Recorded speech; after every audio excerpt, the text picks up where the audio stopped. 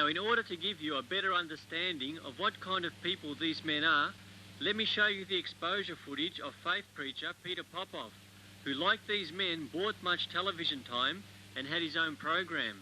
He was able to heal people by using the Lord's name, and also to slay them in the spirit, using Christian terms and phrases, as he was releasing his spiritual powers upon his audiences.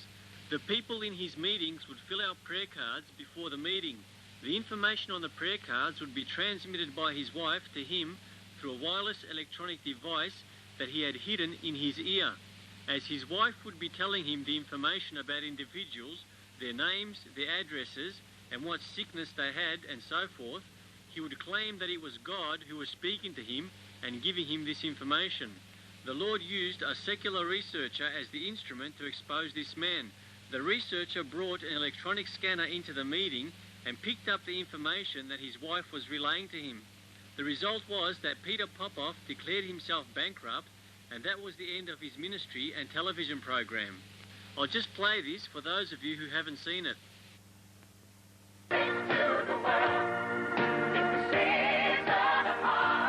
During the 1980s, I entered a world that I found filled with vanity and rife with abuse, the world of fake humor. I developed a special interest in a television evangelist named Peter Popoff. God told me, he said, you smite that cancer with your fist. At the time, Popoff was pulling in nearly $4 million a year, healing people on his miracle crusades. You've got cancer of the stomach? Are you ready for God to burn that cancer out? Here it goes in the mighty... Devil, back off. Back off, devil! Woo. Hallelujah!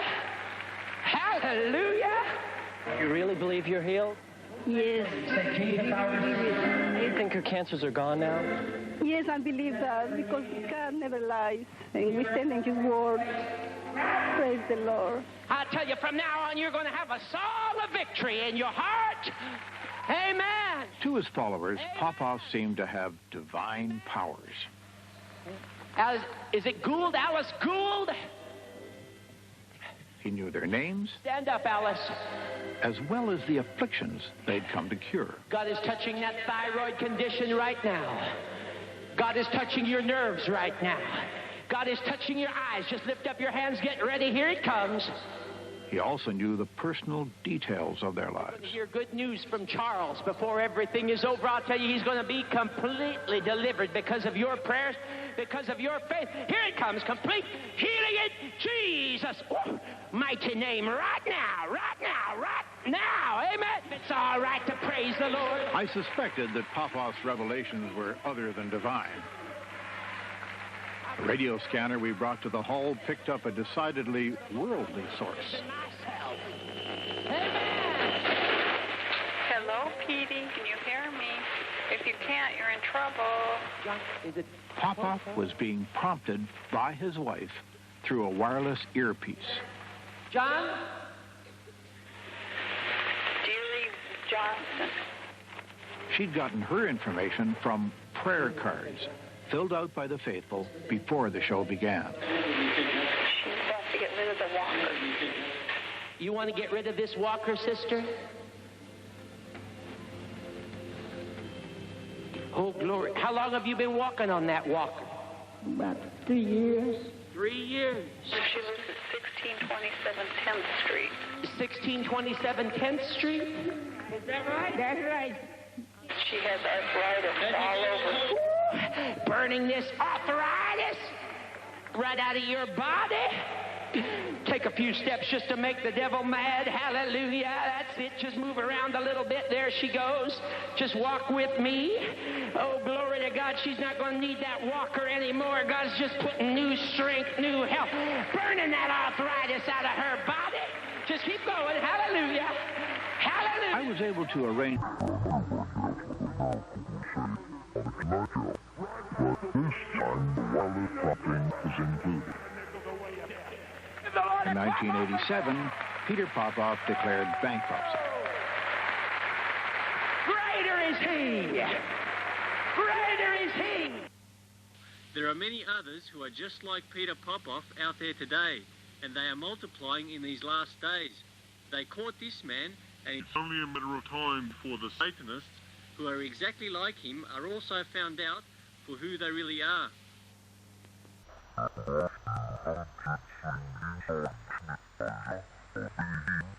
me show you this as is a good parallel to what you have just seen. I had most of it available except for the very end bit. The quality of the picture is a little bit poor at certain points. It's the best copy I had available. One thing he definitely wouldn't be, and that's an American TV evangelist. Some of them, like Jimmy Baker, have eventually been sprung, but here's a story about the daddy of all credit card religion, a guy named Benny. The only miracle with the Reverend Benny is how he stayed out of jail. When Pastor Benny comes to town, no civic center is big enough. Not in Philadelphia the other day, not in Houston the month before, not in Long Beach, California the month before that. At every stop from coast to coast, thousands who want a free seat can't even get in the doors. And what do they come for? Many come to be healed because they believe Pastor Benny when he shouts, "People, everybody here can be healed tonight." These two cured of AIDS? My Jesus has destroyed AIDS. He's destroyed it. And the man who came in unbearable pain after 5 back operations? No pain. He's been healed miraculously by God's power tonight. And those who don't need a healing? Those who don't need a healing come for a fresh blessing, hoping they'll be lucky enough to get herded onto the stage so that TV preacher Benny Hinn can share his special anointing by slinging his suit coat at them. It has got to be the greatest spectacle in religion today. Thank you for the anointing. Ooh, I'm feeling something in my hands. If he could heal, if what he's saying is true, why in God's name isn't he at the AIDS centers? Why isn't he at the children's cancer ward going through and healing those innocent children? But he's marketing miracles, and that's what's so evil. And who can market anything these days without TV? Benny's own TV crews cover each crusade like a major sporting event. Then daily highlights are beamed to millions of television viewers around the world. God has just healed her. Healed her of what, Pastor? Polio. Now, you say you've never been to a Benny Hinn miracle crusade? Are you ready for it? Are you ready for a miracle? Have you been to the movies lately? Benny Hinn was a role model Steve Martin was watching before he starred in Leap of Faith. He does a little thing where he goes, they're sort of standing there reeling, then he goes up and goes, and he blows them and they fall over. I can hardly stand. Again, and again, and again, and again. Brother. It's not always easy, but for Pastor Benny, sooner or later, nobody's too big to fall for the Lord. This woman who said she had polio and would never walk again, she and her friends say she just climbed out of her wheelchair and walked. It's a miracle. It's a miracle. It's unbelievable. Pastor Benny knows it's great TV, but does he care if these healings are genuine? He refuses to be challenged. He refuses to be tested. And take a look at what happened when we tried to raise a few questions with the good reverend. We're with Inside Edition, and as you know... Don't touch me, please. Pastor Hinn... This was the ugly scene at the Philadelphia airport the other day. We were here to question the pastor when he stepped off a plane because that man, who controls the ministry's financial matters, blocked all our efforts to do a sit-down interview. The image is you've got a bunch of thugs around you who don't want anybody getting close to you because you don't want to face any questions. Benny finally bolted through a security door, setting off an alarm and a police panic while the preacher's people got in their last licks. If you push me one more time, I'm going to have you arrested. What happened at the airport deeply upsets me. What the man did was wrong.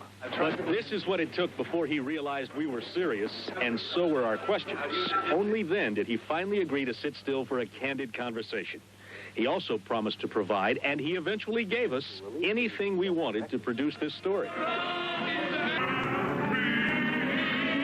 When he calls Rise and Be Healed, in the rush, who knows if the healings are genuine? But the benefits to Benny are certainly genuine. His total take last year just from book royalties, about $500,000. It pays the bills at his $700,000 house with a screened-in swimming pool on a golf course in a walled community in Florida. He says he lives there for the security. He also drives home a church salary big enough to just about cover the cost of his shiny new Mercedes.